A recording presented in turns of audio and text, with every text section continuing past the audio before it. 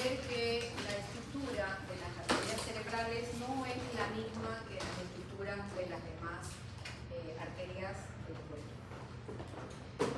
Y aquí estas, si bien es cierto, también están formadas por 3 capas. Las características de sus capas son distintas y eso sí tenemos que apuntar. La primera capa, que es la capa más interna, que se denomina la túnica íntima, es una capa que está formada por lámina elástica interna y células endoteliales.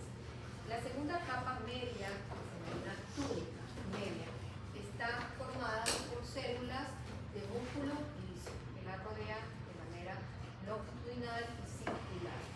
Y la última capa, que es la túnica adventicia, es donde tiene fibras de colágeno, fibroblastos y también otras células asociadas, que pueden ser los astrocitos, sobre todo cuando ya estamos hablando de capilares arteriales. Acuérdense que estaban formadas por los astrocitos que están rodeando esos capilares arteriales para formar la barrera hematoencefálica. A diferencia de las otras que, digamos, no tienen lámina externa, ¿verdad? A diferencia de las otras arterias del resto de nuestra economía, estas arterias de los vasos sanguíneos arteriales, arterias cerebrales, no tienen lámina externa. La lámina elástica interna es la que está más bien más desarrollada, pero tiene ausencia de la lámina elástica externa, una diferencia. Y el número de capas de células lisas, ¿verdad?, de las túnicas medias de las arterias cerebrales, pues dependerá siempre del grosor del tamaño del vaso. Si es una arteria carótida interna, una arteria de mayor tamaño, va a tener mayor número de capas, es decir, aproximadamente 20 capas. Si es una capa de una arteria, las ventículas estriadas, penetrante, va a tener 2 o 3 capas. Siempre va a estar de acuerdo al tamaño del vaso, al tamaño de la arteria. Antes de empezar a conocer todas las arterias, cómo se distribuyen estas arterias en el cerebro, es importante también reconocer que el cerebro corresponde pues al 2% del peso corporal total y consume aproximadamente entre el 20 y el 22% de oxígeno. Es muy ávido en oxígeno y también en glucosa. El flujo sanguíneo cerebral va a ser mucho más grande en sustancia gris que en sustancia blanca, más o menos en una relación de 4 en 1. Entonces siempre la actividad que la hacemos corteza son áreas que todo el cerebro, pues imagínense, todos los núcleos, todo donde hay agrupaciones de neuronas, va a consumir siempre mucho más flujo, va a estar mucho más intentado. Y también pues la patología arterial pues es una de las más frecuentes en patología nerviosa. Es decir, hay muchos, siempre nos vamos a encontrar en las muertes con infartos o hemorragias debidas a rupturas de arterias. Entonces es una patología bastante frecuente, bastante frecuente. También debemos de considerar que la irrigación cerebral está condicionada por algunos factores, tanto extrínsecos como intrínsecos. Y estos factores extrínsecos van a depender sobre todo de cómo está la presión arterial sistémica, cómo está la viscosidad sanguínea, si está hemodiluido o hemoconcentrado en nuestra sangre, y también el tamaño de los vasos, el diámetro de los vasos, de la luz de los vasos. Entre los factores intrínsecos vamos a encontrar la autorregulación, y una de las funciones que solo la tiene exclusivamente el cerebro. Y esta autorregulación cerebral, que es la más eficiente de todas, realmente nos permite tener, digamos, considerar un flujo sanguíneo estable en el cerebro, a pesar de que de pronto tenemos hipotensión arterial o hipertensión, pero siempre y cuando tiene un rango.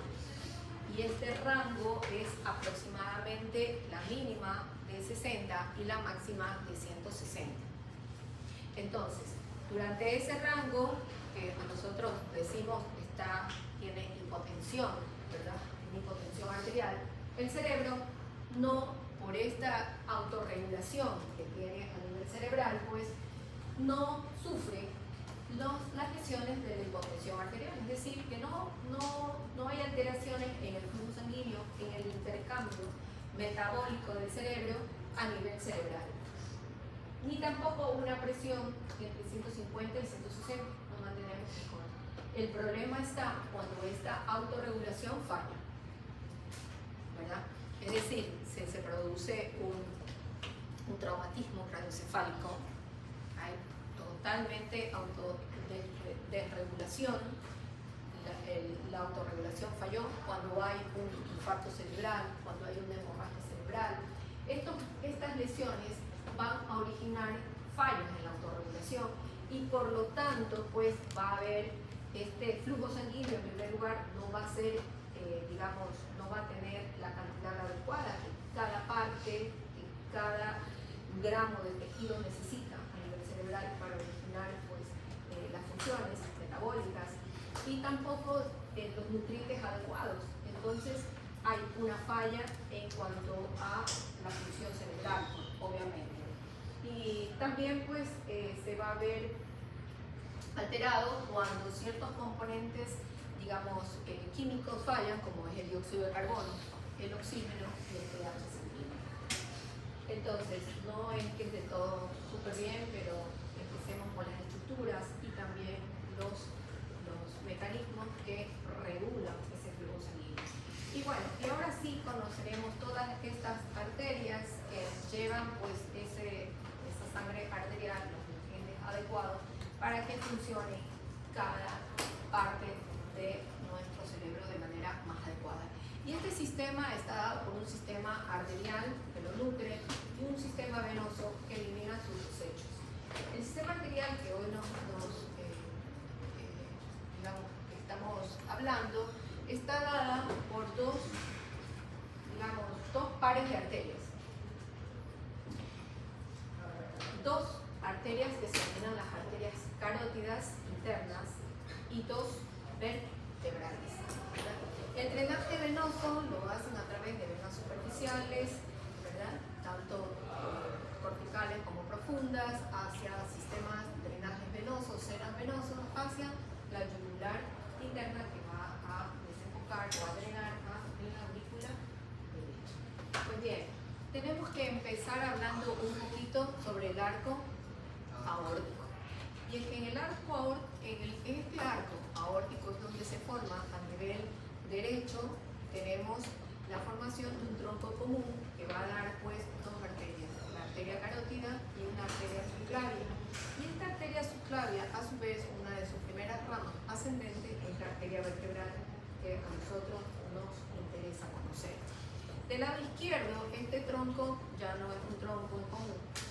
Y nacen estas dos arterias, tanto la subclavia como la arteria carótida, por separado.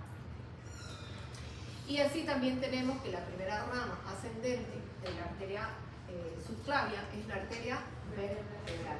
Bien.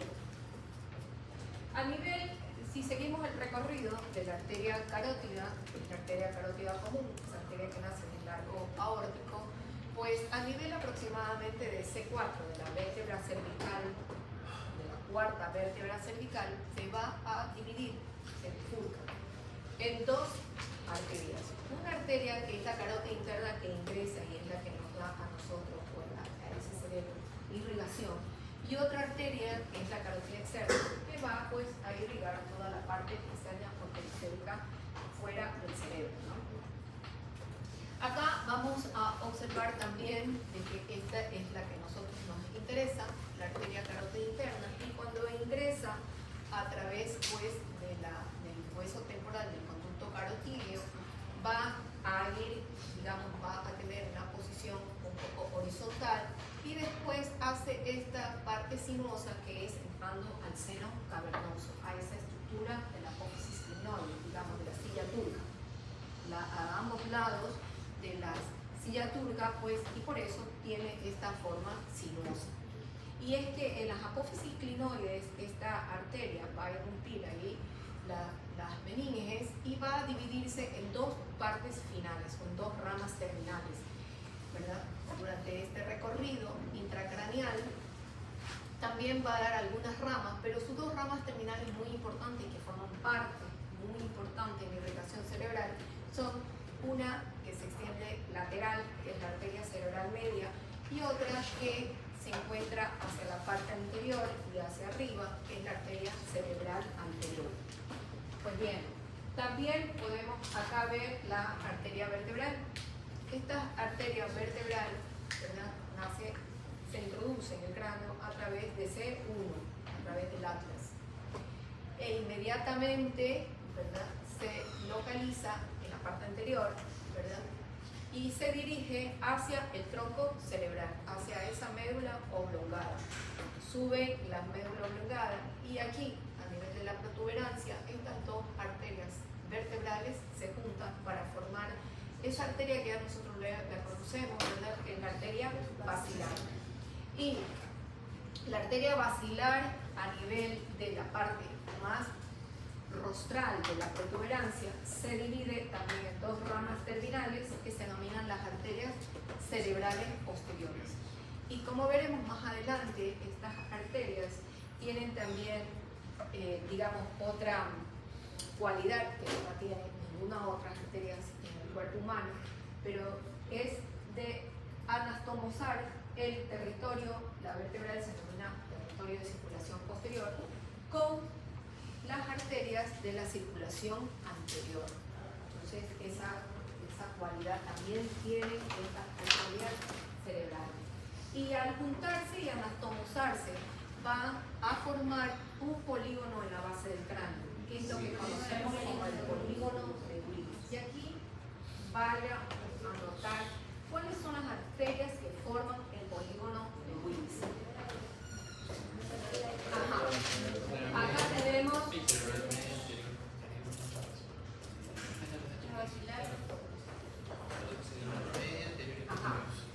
bueno, esto habíamos hablado que esta es la arteria carótida, ¿verdad?, que se dividía en una arteria cerebral media y una arteria cerebral anterior. Entonces, acá vamos a anotar.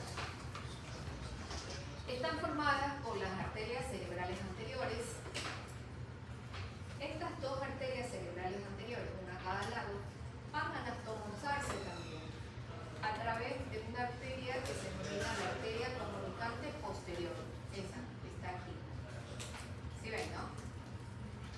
Esa rayita que une la arteria cerebral anterior de este lado con el lado opuesto. Comunicante anterior. Es esa, ¿sí o qué? Sí se la ven, ¿no? Okay. Entonces, ya vamos a ir por tres arterias. Seguimos con las arterias carótidas. Y estas arterias carótidas dan una rama también antes de su bifurcación que se denominan las arterias comunicantes posteriores, que son estas. Arterias comunicantes. ¿Sí ven este hilito de arterias? Las arterias comunicantes posteriores.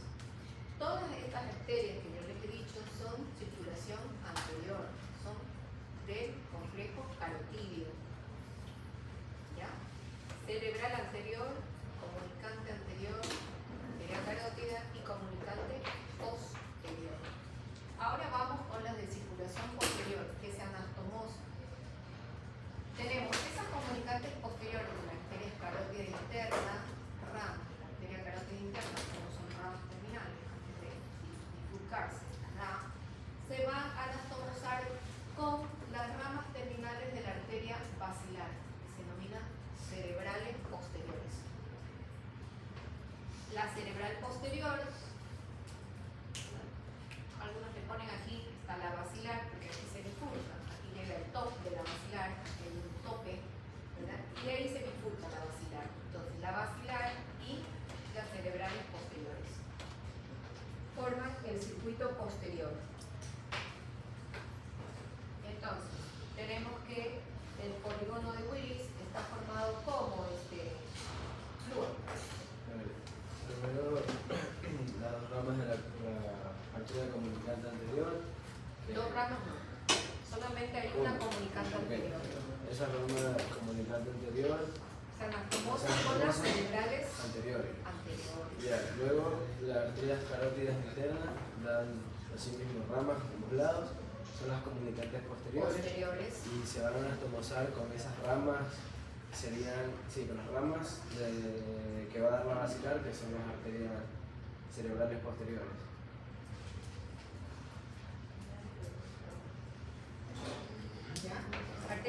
cerebrales posteriores basilares, ¿no?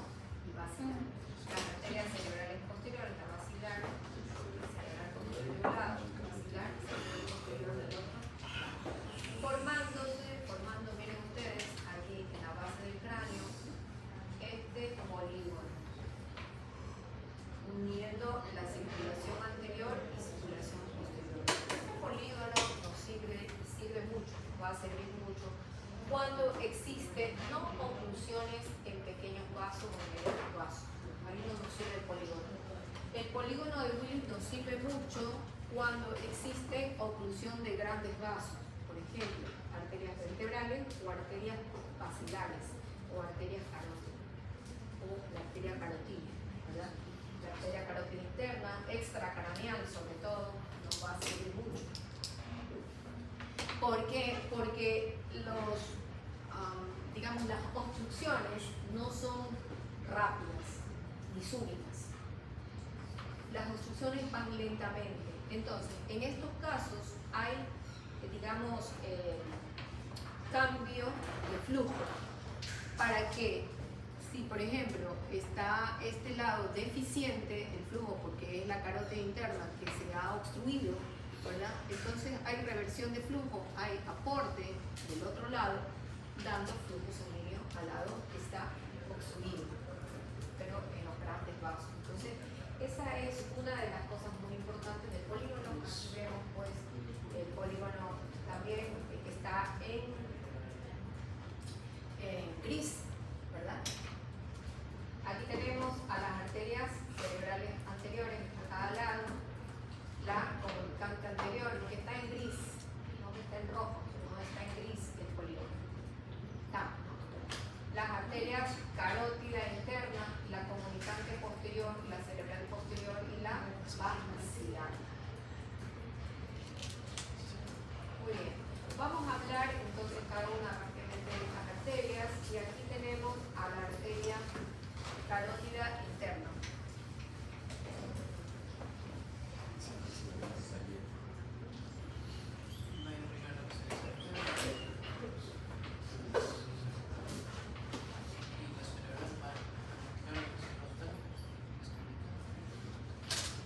Bueno, la arteria carótida interna tiene algunos segmentos, ¿verdad?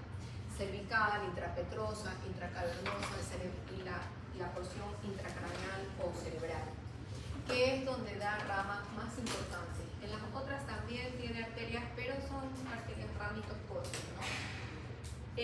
La porción intracraneal o intracerebral de la carótida interna da su primera rama, la oftálmica. Aquí nos falta un poquito ponerle las hipoficiarias, porque las hipoficiarias también digamos, las da la carótida interna, ¿verdad? La comunicante posterior, las coroides anteriores y sus dos ramas terminales como son la cerebral anterior y la cerebral media. Comunicante posterior que nos ayuda mucho también para la parte de las osmosis. La coroidea anterior que va a irrigar la parte sobre todo va a enviar ramos para la irrigación de retina. La comunicante posterior que va a ayudar mucho en la irrigación tanto del tálamo, de parte de esa cápsula interna. La coroidea anterior también parte de la cápsula interna. La cerebral anterior y cerebral media que ya vamos a ver y que forma parte también de ese polígono de Willis. Pues bien, vamos a ver estas dos arterias terminales que son muy importantes en la irrigación de los hemisferios cerebrales, de todo el cerebro.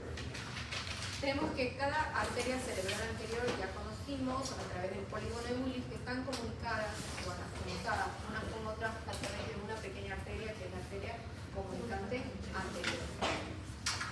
Y esta arteria cerebral anterior hace un recorrido horizontal y después, digamos, por debajo del cuerpo calloso, después asciende y se va hacia atrás del cuerpo calloso. Más o menos, ya lo vamos a ver en otra gráfica, sigue pues la parte, horizontal, después asciende y se va hacia atrás, más o menos siguiendo en la disposición del cuerpo calloso, en donde va a dar unas ramas muy importantes, como es la recurrente de Hefner, que va a irrigar sobre todo en la cabeza del núcleo caudal, órbitos frontales, frontopolares, polares,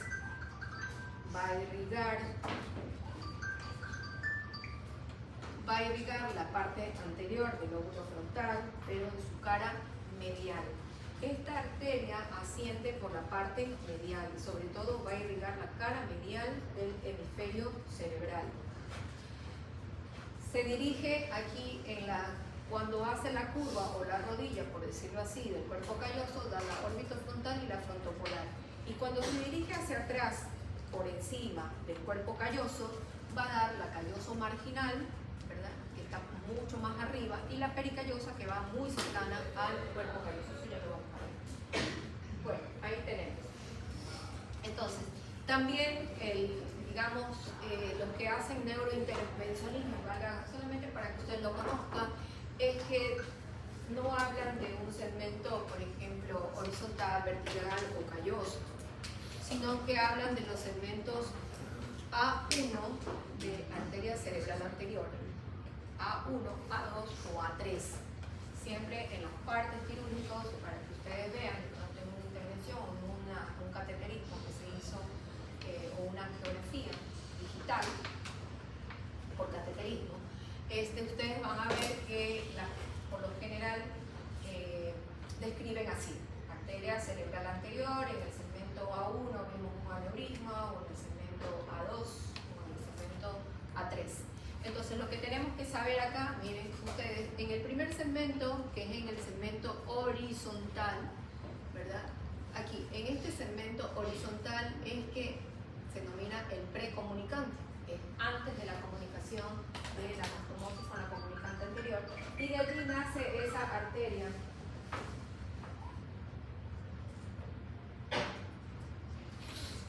la arteria recurrente de Herner, ¿no?, que va a dar, pues, irrigación para la cabeza del núcleo caudado y parte también del brazo anterior de la cápsula interna. El segmento A2, donde nacen, miren, el segmento A2 es este segmento acá, vertical. El segmento vertical es donde nacen, pues, las arterias orbitofrontales y las frontopolares.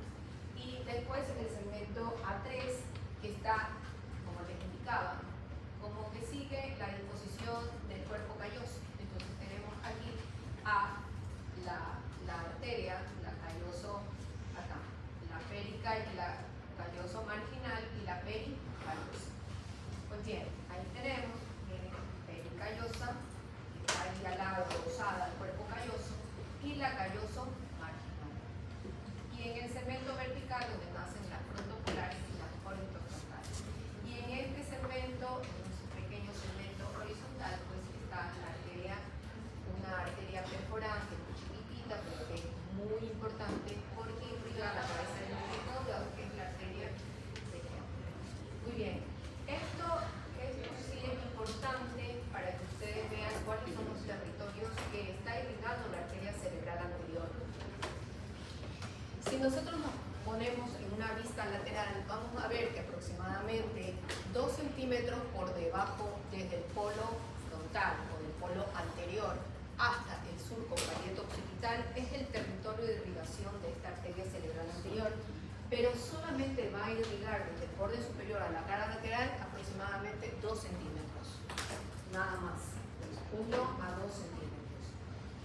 Su mayor territorio de irrigación lo va a hacer en la cara medial. Toda la cara medial del lóbulo frontal y parietal son irrigados por la arteria cerebral anterior. Todo. ¿Hasta dónde? Hasta el límite que lo hace el surco parieto-occipital. Todo lo demás. Si nosotros vemos este territorio en la cara lateral, lo vemos de la parte superior, así luce el territorio. Si lo vemos desde arriba, si lo vemos lateral, lucirá así. Y bueno, y la cara basal va a estar dada pues hasta, digamos, 2/3 o 1/3 de la cara orbitaria o basal del lóbulo frontal. Entonces, la cara medial, sobre todo, hay que recordar esto, que la cara medial va a estar irrigada sobre todo por la arteria cerebral anterior. ¿Qué estructuras encontramos en la cara medial? La corteza prefrontal, ¿verdad? 9, 10, 11, orbitaria. También tenemos todo el el giro del cíngulo, ¿verdad? Que nos sirven para las emociones y la memoria. Vamos a encontrar los áreas suplementarias acá, el lobulillo paracentral, en donde está el homúnculo, las piernas y los genitales o perineos. Muy bien. Así tenemos los territorios, hacemos un corte axial, los territorios que están en celeste son los más corticales y lo que está en azul pues son las ramas más profundas de la arteria cerebral anterior. Pues bien, aquí tenemos un infarto de la arteria cerebral anterior, miren ustedes, está frontovasal, miren, tal cual. Nos vamos a la arteria cerebral media, que es la otra rama terminal de la arteria carótida y esta rama es muy, muy importante. Nos da mucha clínica. Y aquí tenemos unas arterias que son profundas, denominadas las lentículos estriadas, y unas arterias de unas ramas más corticales. Ya vamos a ver cada una de estas, pero ya vamos a mencionar. Tenemos también 4 segmentos de M1, M2, M3 y M4. Aquí vamos a observar que en el segmento M1, que es el segmento horizontal, ¿verdad? Desde este segmento van a emerger o formarse unas arterias muy pequeñitas que van a irrigar sobre todo al núcleo lenticular. ¿Ya? Está formado como el núcleo lenticular.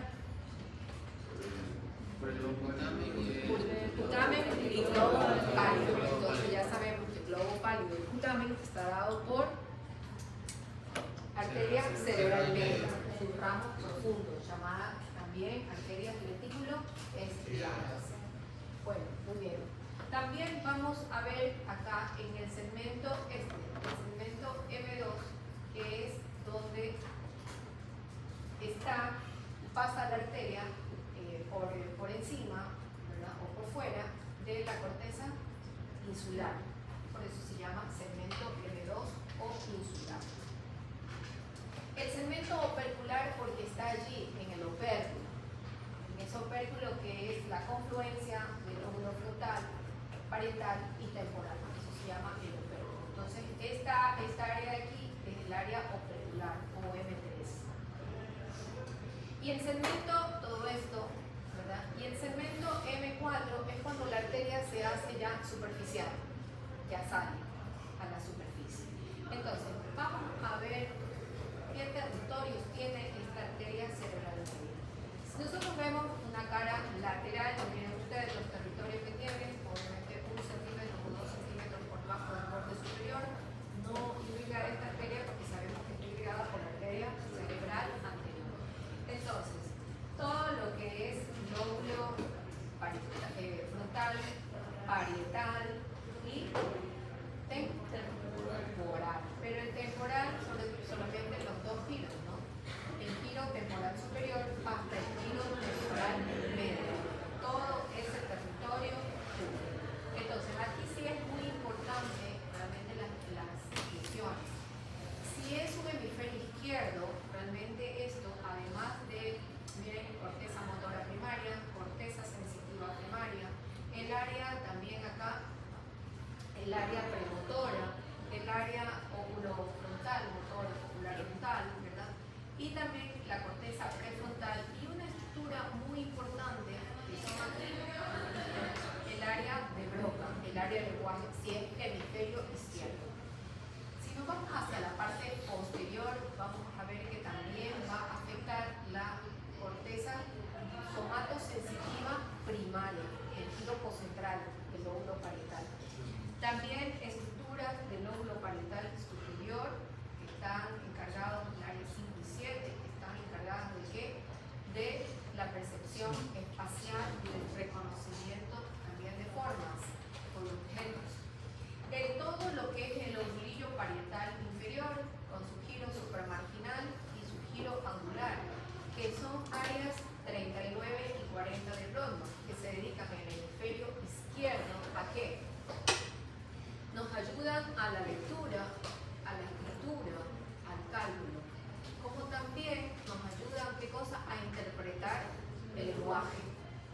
Entonces, si es un hemisferio izquierdo, vamos a tener lesión. Si es todo ese territorio que está lesionado, vamos a tener ¿qué cosa?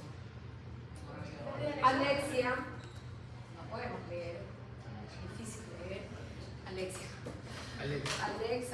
Alexia, agrafia, acalculia y también una afasia en la cual podemos hablar atolondradamente, con una forma muy fluente, pero sin sintaxis, o sea, realmente sin ningún tipo de objetivo, porque no entendemos lo que nos dicen y respondemos cualquier cosa.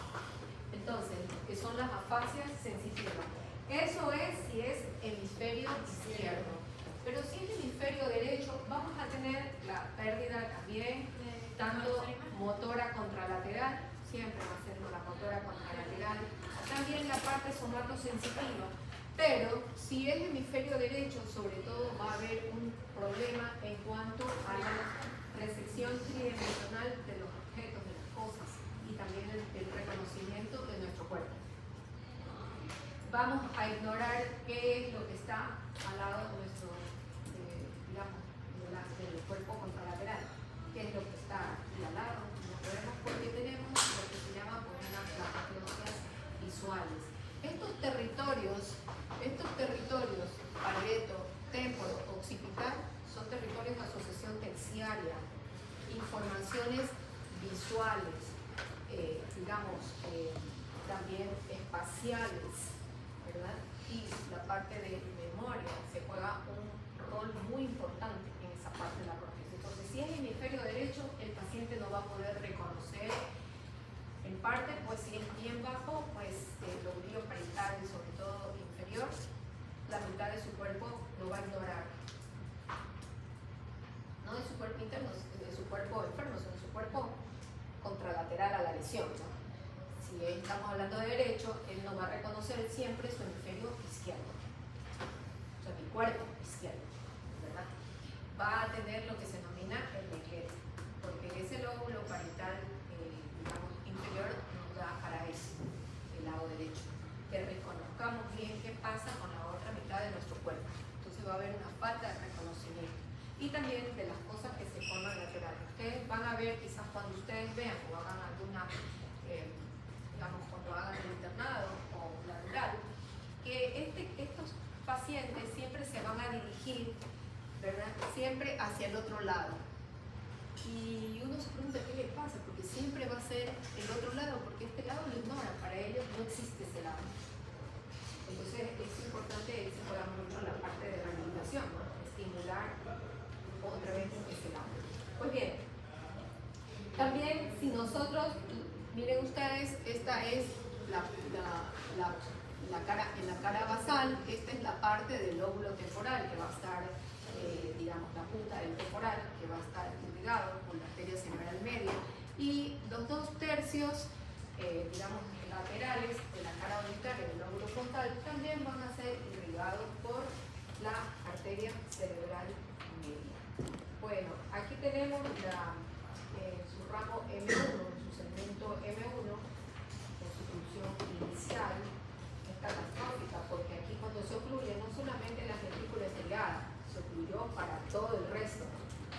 Siempre las partes iniciales de oclusión son las más catastróficas que las partes más estables. ¿Ya? Y en este caso es súper catastrófico porque no solamente vamos a tener lesiones, corticales, sino también lesiones profundas.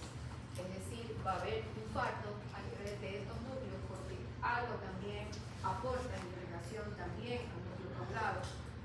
Poco, mucho menos, casi la cerebral media se lleva casi todo el caudado, pero en parte algo irriga también al caudado y sobre todo al lenticular. Entonces va a ser un territorio o un trombo que se ubique en el segmento M1 es catastrófico, porque es que toda la arteria se ocluyó con lesiones profundas y lesiones corticales. Ahí tenemos, miren ustedes, el territorio de la arteria cerebral media es esto, con sus ramas profundas. Miren lo extenso que es la arteria cerebral media. Y su subterritorios profundos. También, este es un infarto de la circulación anterior, esto es de la rama anterior, porque cuando en cortical la arteria cerebral media se dirige con unas ramas anteriores y unas ramas posteriores. Los infartos de la arteria cerebral anterior son infartos pequeños que dependerá también en qué lado está el hemisferio, en el lado izquierdo. Infartos totales de la arteria cerebral media izquierda, derecha en este caso, siempre acuérdense que en tomografía este lado va a ser izquierdo y este lado es derecho. Entonces aquí hay un infarto en el lado izquierdo y en este lado es el lado derecho. Obviamente que los infartos más completos, pues también la clínica va a ser también más catastrófica, porque va a comprometer muchas funciones, desde alteraciones corticales como son la fase, el cálculo, el lenguaje, el cálculo, las alteraciones visoespaciales, como también alteraciones visuales, déficit motor, sensitivos que ya están dados. Nos vamos para el sistema retrovascular o de circulación posterior. Y aquí habíamos dicho que consiste en dos arterias, ¿verdad?, vertebrales, en dos arterias vertebrales y en una arteria basilar con sus diferentes ramas, cada una de ellas, que en su recorrido ellas van aportando. Y las ramas terminales de la arteria basilar, que forman parte de ese polígono de Willy, son las arterias cerebrales posteriores. También la arteria vertebral tiene 4 segmentos, ¿verdad? Un segmento extraóseo, un segmento foraminal, un segmento extraespinal y un segmento extraespinal aquí, un segmento intracraneal. Son 4 segmentos. Bueno, la arteria vertebral, que creo que eso ya lo vimos un poquito, me parece. La arteria vertebral va a dar, ¿verdad?, las ramas de las arterias espinales anteriores, que se van a unir y formar una sola. Desde su nacimiento son dos, pero se juntan y queda solamente una arteria espinal anterior y dos arterias espinales posteriores. Acordémonos que estas arterias espinales, ¿verdad?, a nivel de médula, las anteriores, van a irrigar los 2 tercios anteriores de la médula y la arteria espinal, dos arterias espinales posteriores que llevan unos surcos, ¿verdad? Los surcos, ¿cómo se llaman esos surcos en la médula espinal? Postero-laterales. Los pósteros laterales, uno a cada lado, se hacían ahí, que van a irrigar el tercio posterior de la médula espinal. Pues bien, aquí en su recorrido, estas arterias, además la arteria vertebral le dan origen a las espinales anteriores. Aquí no vemos las espinales posteriores, están al revés, están atrás. También va a dar una arteria muy importante, que es la arteria cerebelosa posterior-inferior, que va a irrigar la parte infero-posterior del cerebelo, como también la parte lateral de la médula oblongada o tubo raquídeo, que es la PICA por sus siglas. A nivel del surco bulbocontinuo, estas dos arterias vertebrales se juntan y van a formar la arteria basilar, que justo subyace o recorre ese surco que se encuentra en la línea media del puente, es el surco basilar. En este recorrido, esta arteria, la arteria basilar, va a dar algunos componentes. Y aquí tenemos la arteria cerebelosa anteroinferior, la arteria laberíntica, que a veces nace solamente de un lado, a veces no se la observa bien, la arteria cerebelosa superior y por último 2 ramas terminales que son las arterias cerebrales posteriores. Muy bien, vamos a hablar un poquito de esta arteria, la cerebral posterior. Estas ramas también, estas arterias también tienen 4 subdivisiones o 4 segmentos. Esta para que ustedes lo sepan, ¿no? Y esta arteria, una vez que, digamos, se bifurca la arteria basilar y la gran arteria, estas dos arterias van a rodear el mesencéfalo de adelante hacia atrás, ¿verdad? Y se van a dirigir, miren ustedes, hacia la parte posterior, por el lóbulo occipital. Van a dar una serie aquí, miren, van a discurrir por delante del tercer par. ¿Se acuerdan cuando nosotros hablamos un poco de la tienda del cerebelo? Le hablamos, mencionamos digamos, estos hallazgos anatómicos, estos datos anatómicos, que la cerebral posterior y el tercer par están muy pegaditas acá a esta estructura que es el punto temporal. Y hablábamos de las hernias, ¿verdad? De la hernia del lumbo.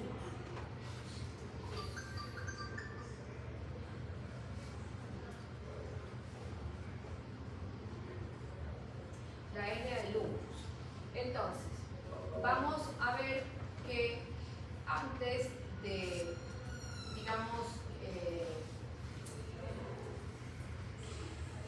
de que se junte con la arteria comunicante posterior, que es el ramo P1, es el ramo precomunicante, que discurre aquí por encima de esto que está amarillito, que es el tercer par. A este nivel, en donde se conecta fosa anastomosa con la arteria comunicante de la circulación anterior, es el segmento B1. Recorre, digamos, rodea, es como que abrazara la parte superior del mesencéfalo y va discurriendo así por la cisterna amilis, por eso se llama el segmento amilis. Después se va hacia la parte posterior, hacia las láminas cuadrigéneras, no ingresa, ¿no? Sino que no recorre, pasa lateral a las láminas, a los tubérculos o a los folículos, digamos, por eso se llama la porción cuadrigeminal por detrás. Y posteriormente, después de esto, de terminar su recorrido en tronco, se dirige hacia los lóbulos occipitales, hacia el surco calcáreo. Hacia el surco calcáreo, ¿verdad? Y va dando una serie de ramos que van a irrigar tanto el lóbulo temporal como el lóbulo occipital, y en la parte, digamos, inicial va a también dar unos ramos lenticulares que van a irrigar las estructuras profundas como son el tálamo, como es el tálamo. Si nosotros vemos un cerebro, miren ustedes, que está dado por todo lo que es desde el surco parieto occipital, el polio temporal, y corresponde al giro temporal inferior también, ¿no? El lóbulo temporal en la cara lateral. Giro temporal inferior y todo lo que es la parte del lóbulo occipital en la cara lateral. Todo este territorio está irrigado por la arteria cerebral posterior.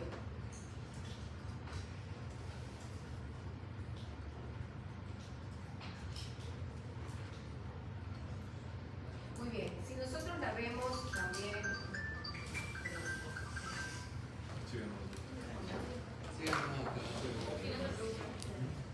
Gracias.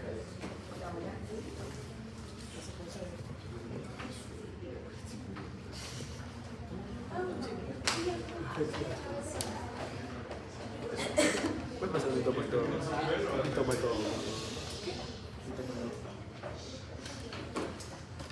Gracias.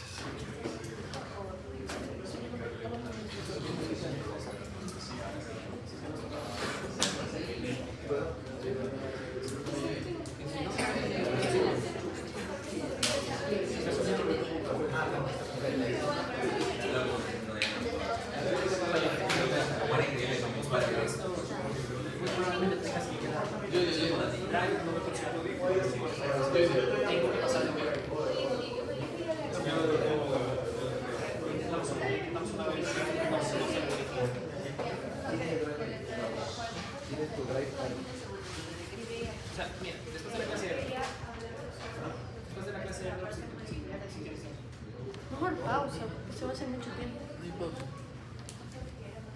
Ah, bueno, ya, no corto. No, no tengo pausa. Pero luego lo ponemos.